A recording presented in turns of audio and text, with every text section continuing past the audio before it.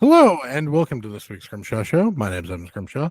This week I'm doing something a bit different on the podcast. I'm honored to have my first candidate for elected office on the podcast, the second I've ever interviewed, but I did not actually get named for a podcast recording.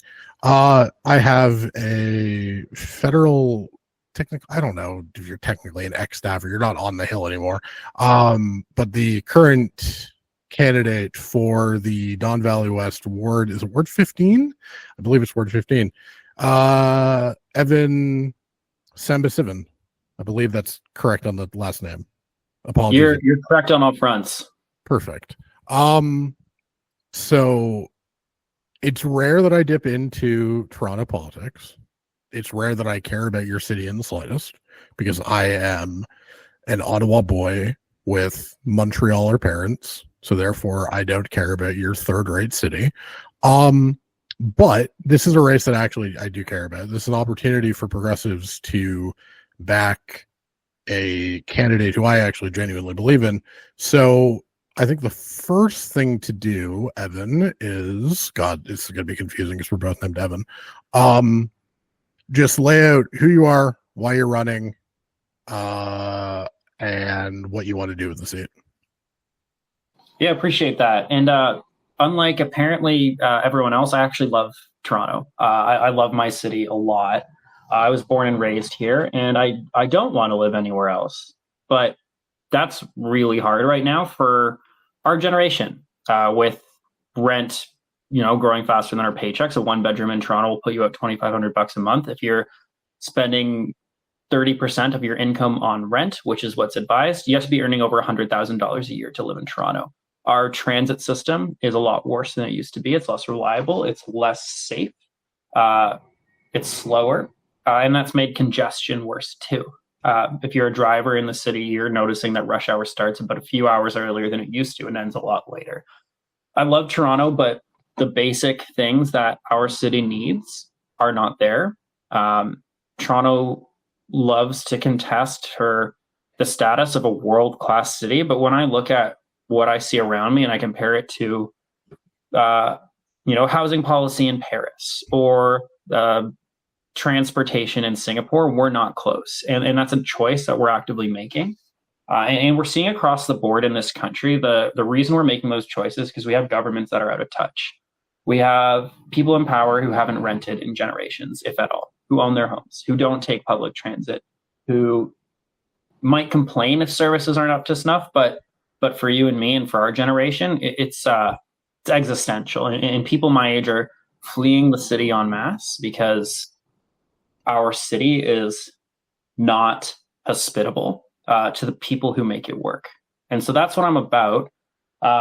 Career-wise, I was a change management consultant. My background's in applied economics. I worked in the mental health sector, helping hospitals and youth mental health agencies reduce wait times, and I loved that work. But 4 years ago, I lost my oldest friend to homelessness in the city. He grew up in Don Valley West too.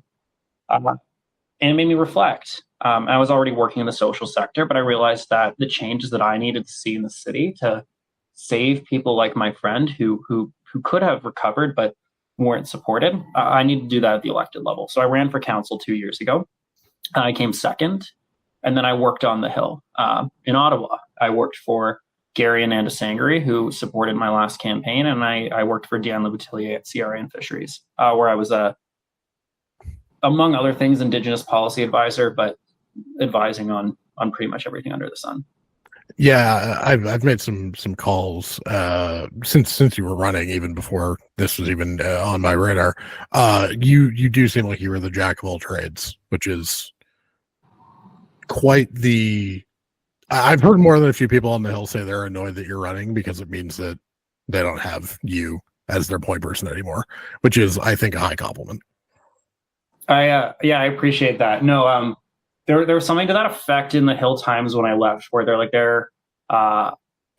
I'll downplay it, right? Like I just did whatever was needed. But my job title was unusually long because it was just whatever needed to be done, and that's that's what I try to prize myself in. I want to be able to to put myself into whatever job is needed, and that's going to be Toronto Council, right? Because you don't know what committees you're going to be assigned to. You don't know what job you're going to get. You just have to roll up your sleeves and get it done. But that's how I've always tried to be useful. So, in the vein of jumping from issue to issue, this is gonna be a fairly wide range of conversation, partially because there's a lot to do, and partially because I just do not have the ability to be disciplined in what I talk about. I think the housing point is the most important, and I think it's the issue that is animating a lot of political notions these days. But I'm going to lead with something slightly different. Mutual friend of mine, I assume mutual friend of everybody who's, smart. Eric Lombardi had a piece for the Hub today. Yesterday as you're listening to this today, as we're recording this, about the sort of soft corruption was the term he used, but what I'm going to say is the managed decline of Canada, the sort of uselessness, the inefficiency, the accepted nonsense. What's it, $70,000 per meter for a trail, for like a 2-kilometer trail in Toronto? The failures on the housing front in terms of fees, applications, takes nearly 2 years to get a permit for anything in Toronto. I think it's an interesting sort of like organizing frame, because I think a lot of people who would self-describe as, big L liberals and progressives are sort of naturally inclined to oppose sort of deregulation and sort of streamlining. But it really does seem like one of the ways that we can become a world-class city is just make it a lot easier to do things and not muck it up in years of regulatory approvals, residents associations being able to fight every bit of development. Doesn't it feel like that is actually the key to unlocking solutions on housing, transit, homelessness, a lot of the issues that you care about? Yeah, I read Eric's piece, and I think he was spot on. And Eric's a supporter of the campaign, and I've been friends with him for a while. He really touches on something that shouldn't be partisan. Regardless of whether you're a conservative, liberal, NDP, or green, you should want a city that works properly. If we are spending X amount of tax revenue on services, we want them to be done well. I was actually talking to a conservative voter at the doors today, and he said, I don't mind that my taxes went up 10%. It's just hard to take it on the chin when I see it being spent on a 2-kilometer walking path that costs $150 million. And that shouldn't be partisan. If we want better services, and I do, and we want social services that serve everyone, the most vulnerable, one of the duties we have as progressive is to advocate for it being spent responsibly and not on boondoggles. When we look at transit projects that are disproportionately higher per kilometer in Toronto than other cities around the world, it behooves us to ask, why is it? Why is it more expensive to build basic stuff in Toronto? Why does it take longer? How are we giving out contracts? Is Metrolinx doing their due diligence? How are we approaching construction in this city? Is it piecemeal? Is it thoughtful? Do we have a plan? Why is it that Toronto is a city of skyscrapers and single-family homes? Are we making it easy to build the missing middle, to build high mid-rises, sixplexes, duplexes? Efficiency shouldn't be partisan. There's a hyper-localization in Toronto, too, of basic issues where everyone and their dog wants to comment on a duplex as it goes up, or, whether an LRT is above or underground, or we miss the forest for the trees so often, and it ends up collapsing good projects. It's impossible to get anything done here. And ultimately, yeah, I think Eric is right. And it's not just the city, right? Like, the province is arguably even worse at not really understanding return on investment when it comes to pitching projects or slashing costs. It's pretty random or arguably corrupt at times. So yeah, I think that's why a lot of folks are angry. They see a government that's not working for them and they want change. Yeah, the reason I sort of focus on the progressives reason to acknowledge this is I live in a city who has an LRT that routinely stops working when it snows in Ottawa. That seems like a bad thing for an LRT to do, but it's just this culture of never taking accountability, never doing it. I see it in Toronto all the time.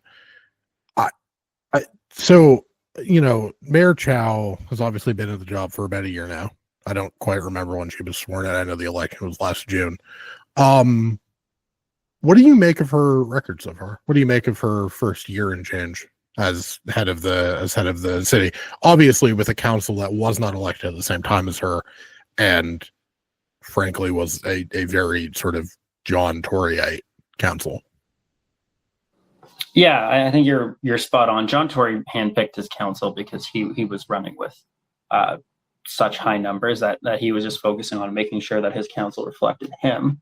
And Olivia's had about, call it a year and change to start with her agenda. A lot of the problems that exist in the city will take longer than a year to see results on. So some of my judgments will be withheld. I've seen some improvements. I've seen she's a shrewd negotiator, and I didn't see that coming. I supported Josh Matlow, and I'll say I've been pleasantly surprised with Olivia, but I also want to see her be stronger on the frustrations that young people have in the city. I think a lot of housing activists want her to be more aggressive on the housing front. I'm a daily TTC rider, and a lot of the problems with the TTC predate her.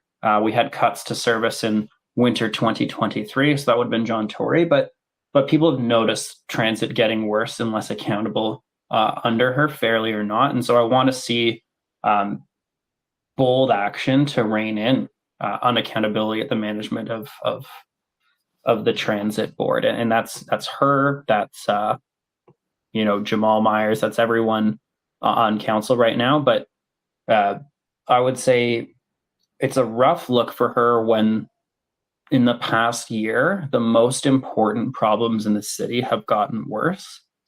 I will give her time on those issues to fully bend the curve on them. But, the problem that we're seeing at the doors right now is that people don't want to give time. People are frustrated. People have been putting up with a bad housing market for, over a decade now. People have been putting up with the declining TTC service for a similar amount of time. And so she needs to be a lot stronger, even if, and I'll say it, she's a far improvement over John Tory. Incrementalism isn't going to cut it right now. We need boldness. Do you think that need for boldness should include her picking fights, even if she doesn't have the votes on council? Because that's been the one thing, and I've been substantially more impressed by Olivia than I was expecting to. She has been hesitant to use the bully pulpit of the mayor's office, and the fact that she has, frankly, quite high approval ratings to do anything contrary to council. Obviously, she did use the bully pulpit once, and that was for a tax hike and to stare down Justin Trudeau. And frankly, she won that battle with Trudeau. But it doesn't feel like she's willing to use the bully pulpit to be as bold and aggressive as plenty of progressives want. Do you think that she needs to start picking these fights and potentially forcing council to vote her down in a way that would, at the very least, identify who the blockades to progress are?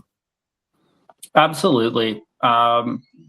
Yeah, I know the way she operates, and I want to say that she is a smooth operator. She uses her soft power really well, and that's good, I think, as a general day-to-day management of the city. But people are forgetting how powerful the mayor is now that we have strong mayor powers.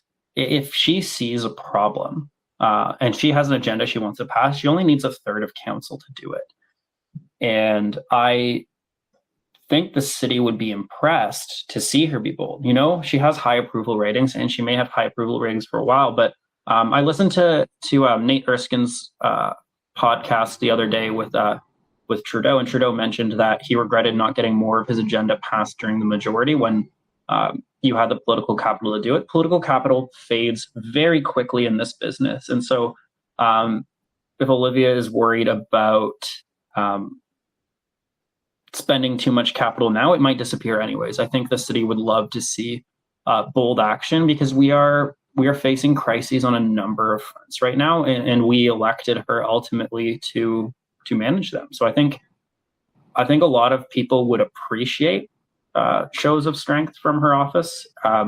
Maybe she would piss off a few conservatives or make the mushy middle feel uncomfortable, but I think she'd be a stronger mayor for it. Yeah, especially given the fact that Toronto mayors don't generally face strong challenges.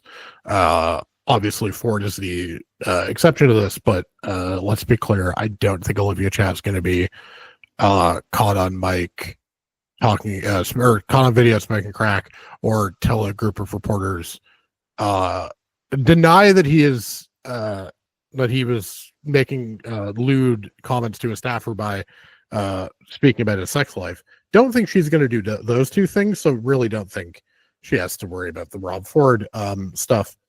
Obviously, an issue closer to your locality is the Ontario Science Center. I must admit that the Science Center is just something plainly that has never been on my radar. Have never been. As somebody from Ottawa, I don't really get the both the political football nature of it now and what the Science Center means. So I think the best way to do this is, as somebody who grew up in Don Valley West, as somebody who has lived in that area for most of your life, can you please explain to me why the Science Center is a big deal, not just to the city of Toronto, but specifically to your part of Toronto? Absolutely. And as a bonus, after I'll explain why it should be important to the whole province, even if it's out of the way. The Science Center opened 55 years ago. Since then, it's averaged about 1 million visitors per year, 100,000 of which were students. It's located in the Don Valley, and specifically where it is, because it's an escarpment, it's a flood zone, it's essentially impossible to build anything else there. So it's a very unique structure that was meant to last a very long time. It's also located quite near two extremely dense communities, Flemington and Thorncliffe Park. There's a lot of new immigrants there. There's a lot of young families there. Hence why there were so many kids that went to the Science Center. And if you go to those communities, they feel quite devastated. There aren't a lot of extracurricular or job opportunities in Thorncliffe Park to begin with, but the Science Center was a really useful hub for a lot of these students to go, especially the ones that were interested in STEM. And Mark Garneau, the high school, one of the high schools in that area, actually has a TOPS program. So there were a lot of STEM-oriented kids that relied on the Science Center. In its absence, in an area of 70,000 people between Thorncliffe and Flemington, and it's a small geographic area, there's now a huge vacuum in an area that's underserved by city services, by parks, by community centers. So it has an outsized impact. Why it should matter to the province as a whole is that there's no good reason to move it, and the amount we're spending to do so is exorbitant. We're talking tens of billions of dollars being without the foot traffic at the Science Center for probably 10 years. It's a financial sinkhole. It's money that does not need to be spent. It's our money that could be spent on education, on healthcare, on literally anything else. Call it even like the 401 tunnel, if that's your cup of tea. But it is not a value add. The new Science Center will be smaller. It'll be in a place that less people will want to go because it's going to be hard to get there. There's no benefit to the rest of Ontario to moving it. This is a very stupid question, but I genuinely don't know the answer because whenever I hear things about the TTC, my eyes just glaze over. What is more accessible if you live in, I don't know, if you live in Rosedale, or you live at the University of Toronto, you're a first year student. What is easier for you to get to by transit from the U of T campus? The current Science Center or the proposed one? So the proposed one, it's at the X, and so you could go to Union Station and take the streetcar there. Currently, getting in and out of Thorncliffe and Flemington is difficult, but we're literally building a light rail train to the Science Center called Science Center Station. We are building the LRT there because it's a tourist destination, specifically to drive people there. So once the Ontario line is built and shovels are in the ground, it is coming. I would argue it would be a lot easier, or at least as easy, to get there. The other problem right now in the absence of the Ontario line is that transit to Ontario Place and the X is pretty bad. And they're expecting a lot of people to drive. I think it was announced today there's going to be 2,500 parking spots at the new Ontario Place spot.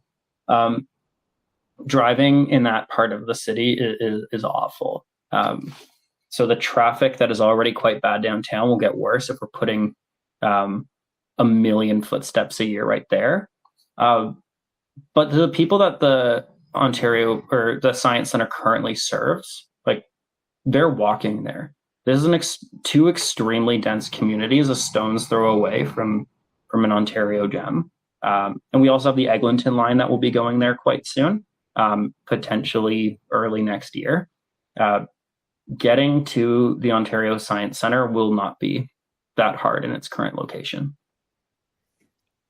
Oh, because that's the thing that I didn't know, because I'm not as intimately familiar with Toronto Transit or anything, but like, generally speaking, you put your sort of big institutions, either you put them right in the heart of downtown or you put them in places that are accessible. But clearly, if you're building 2 LRT lines that'll get you there, then yeah, that seems like sensible.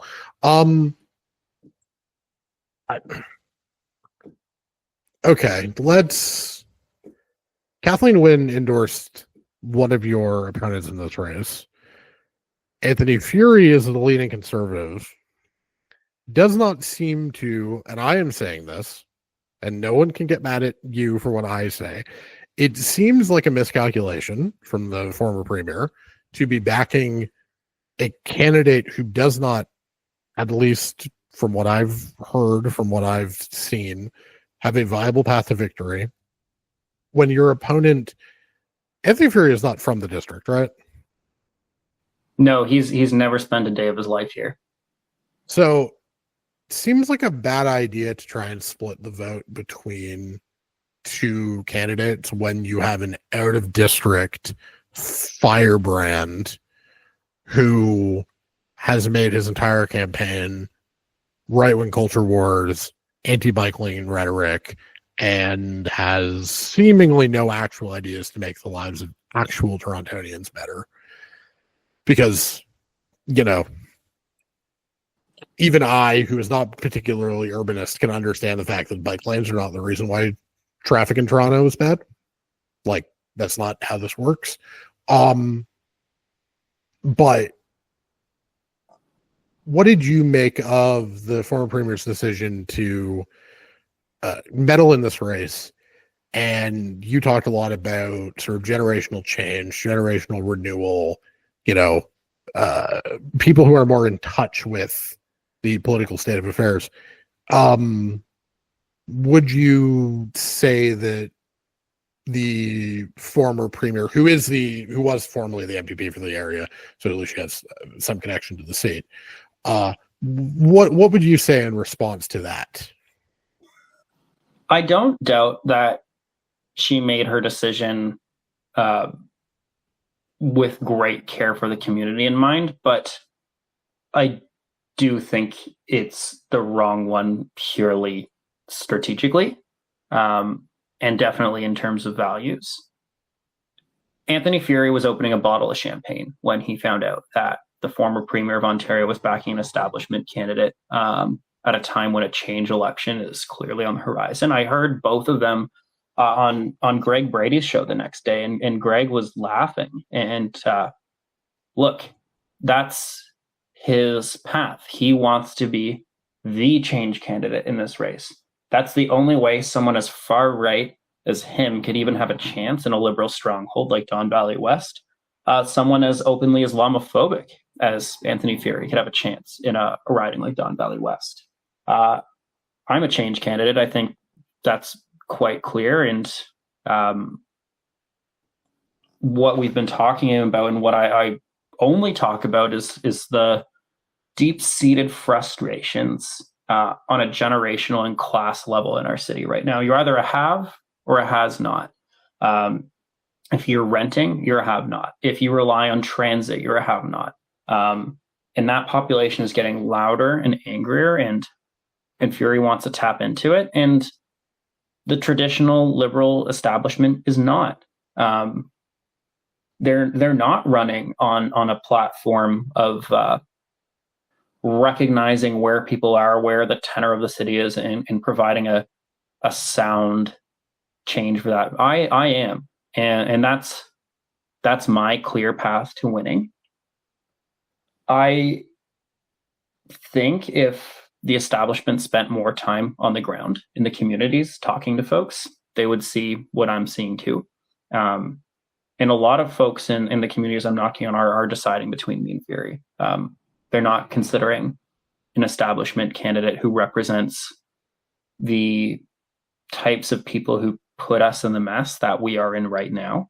So with all due respect to Kathleen, and I have respect for her, I do think she misread this election. And if she wants to prevent Anthony Furey by backing an establishment candidate who to date hasn't even posted a platform, she's paved a path that will make it easier for him. Luckily, though, we've been gaining a lot of support. We've been rallying. We've knocked on more doors than anyone.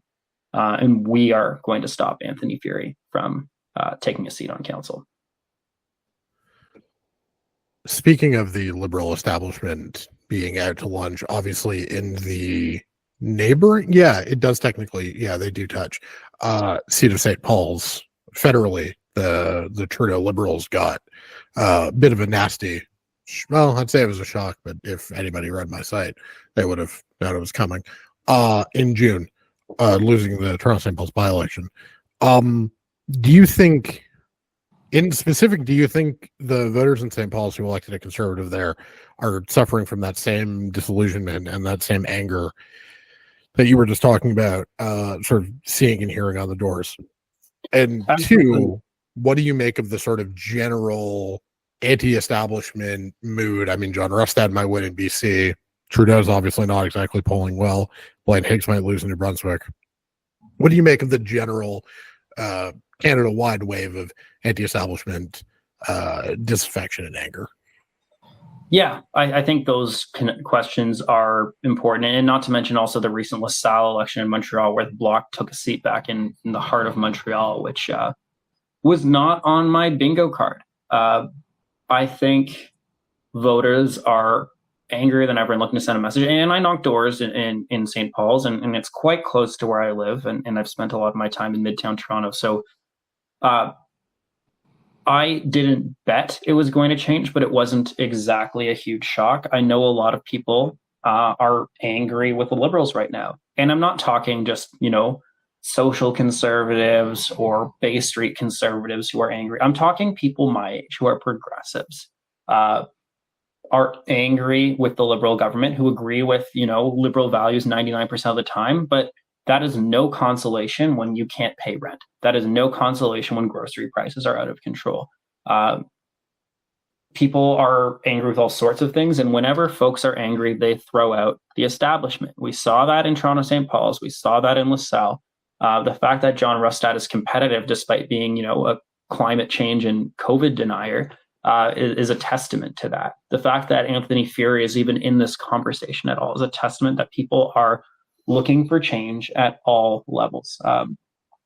I think political scientists understand that we either have static or dynamic elections. When people are happy, they continue to vote in incumbents.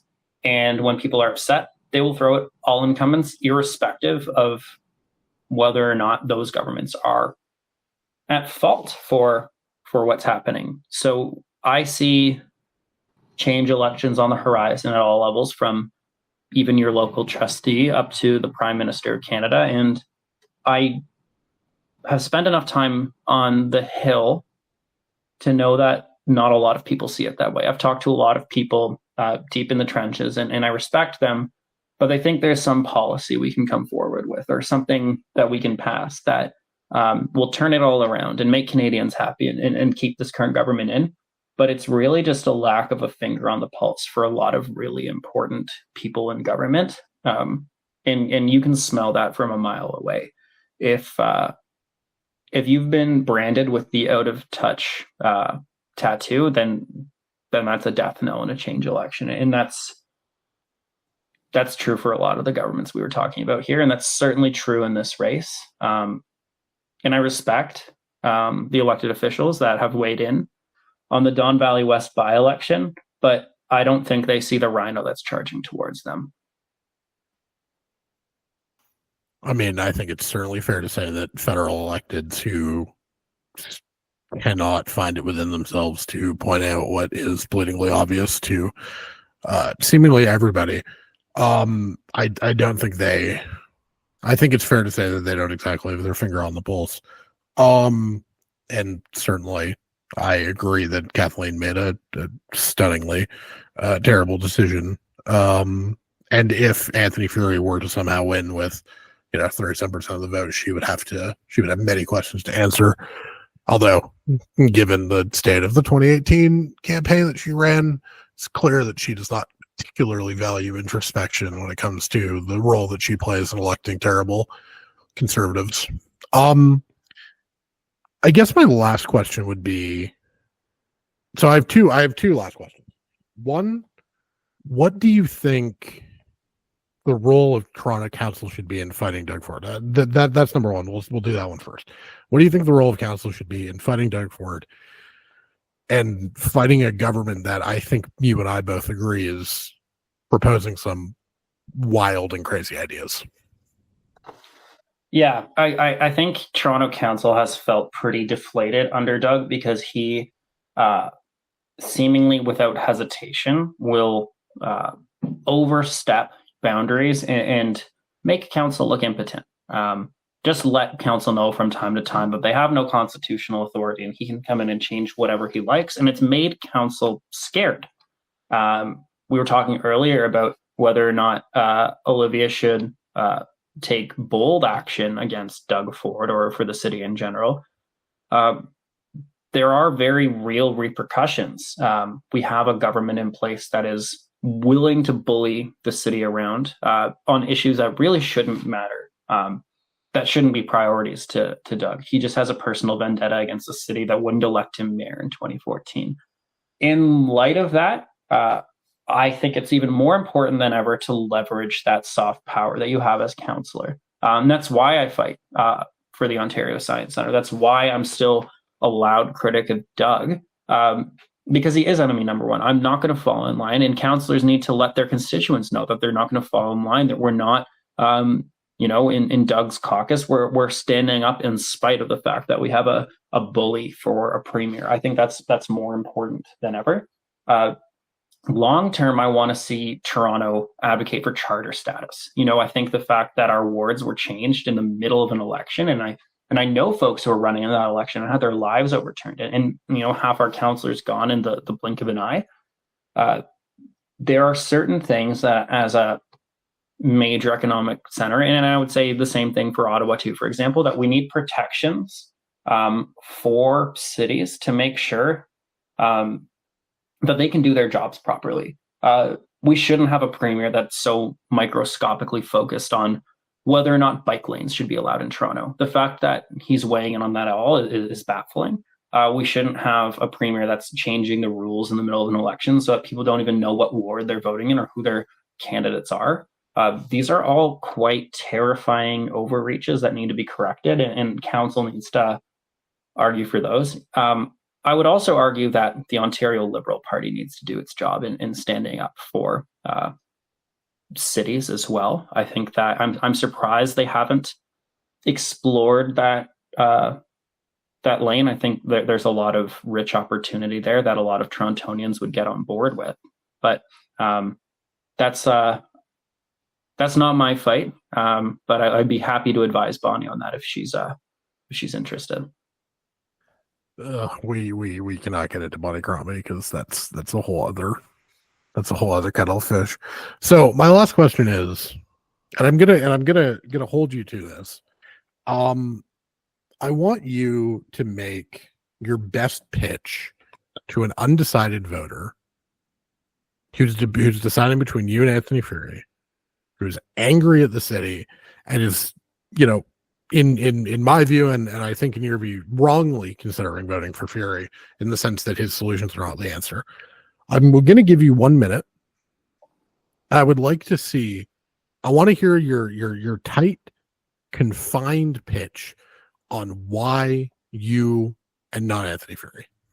3, 2, 1, go. I was born and raised in Don Valley West, and I love it here, and I want to spend the rest of my life here, but I am frustrated with the city. I am frustrated at the fact that I cannot afford to live here, that I cannot take transit, that the city is less safe, and that my kids going to public school will be worse off than I was at the same time.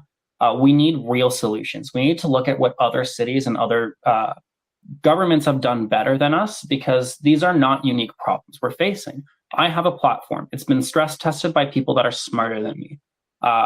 I want to bring real solutions that work, as opposed to randomly throwing spaghetti at the wall and hoping it sticks. Anthony Furey is a basement dweller. He spent his career writing racist rhetoric in the Toronto Sun. He has no experience, no knowledge to make our city better. He's doing half the job of capitalizing on anger and scapegoating members of our community without actually showing how he's going to make our city better. So I agree that things are not working right now, and I'm the only candidate providing solutions to that. And that is why you should vote for me. And Anthony Furey has not told you why he should vote for him. I gave you an extra 5 seconds, but that is the 65-second pitch on why you should be the next counselor for Don Valley West. When is the election?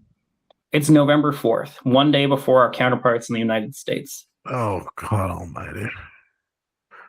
I'll be cheering for you that night. I'll probably just be in a 48-hour drunken stupor before the Americans, because that's just what American elections do to me at this point. I was gonna try and make a joke, but honestly, Donald Trump is so repellent that I can't even joke about you being an undecided voter in the if you were an American. Okay, well, this has been delightful. Promote whatever you want to do, say whatever you want to say, tell people about your website. Yeah, so you can find me at Evan Sambasivam on everything: Twitter, Instagram, Facebook, evansambasivam.ca. I imagine that this is going to be more of a national audience than a Don Valley West audience. So if you want to support but can't vote or can't take a sign, feel free to make a donation on the website or volunteer to phone bank and just spread the word. And I really appreciate another Evan S. having me on the show. I will say that I have gotten you at least 2 votes through, because one of my good friends is in Don Valley West, and so I have gotten you precisely 2 votes already. And I know that there will be at least one of them will be listening to this podcast. Thank you so much for coming on. Follow me on Twitter at eScrimshaw. Follow the Scrimshaw Show on Twitter at Scrimshaw_show. Read my political writing at scrimshawscripted.substack.com. Political betting, NFL, NHL, and whatever else I can get through my editors at thelines.com. Evan Sambasivam, Jesus, whatever. Apologies for butchering your last name there. Thank you so much for coming on the show. Hopefully you get elected. If you do get elected, can I have you back on the pod?